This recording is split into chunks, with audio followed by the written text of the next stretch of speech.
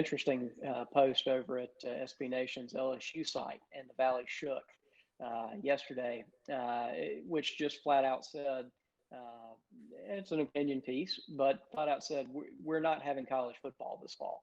And it was from an LSU perspective, and talked about the fact that, the Bayou Bengals have had to quarantine a couple of dozen players at this point, a couple of dozen student athletes.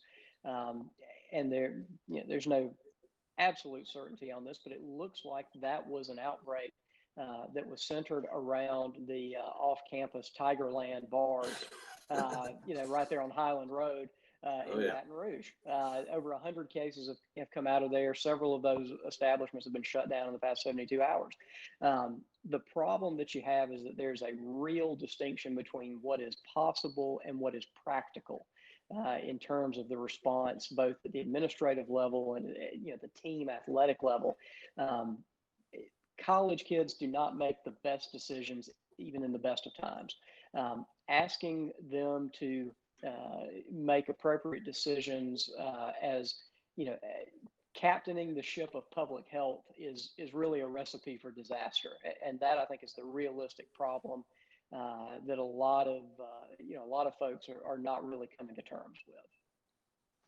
Yeah, well, and I mean, having been to Tigerland, I can assure you that's not the first outbreak of any kind to happen at that establishment. But having had the virus back in March, I struggle a lot because, as Josh already said, as a fan, I want there to be college football. It's it's one of the things in my life that I really, really enjoy, and that kind of takes me out of reality, and it's a great outlet for me personally, and I know for a lot of us.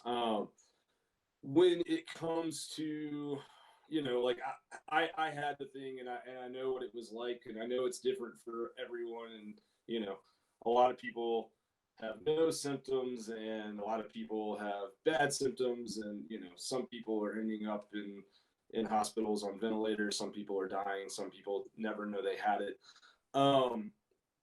And my issue, it's the optimistic side of me will read some information like, oh, well, as this virus has spread through a ton of different immune systems, the symptoms that people are getting are weakening or whatever, and there will be the positive spin on things.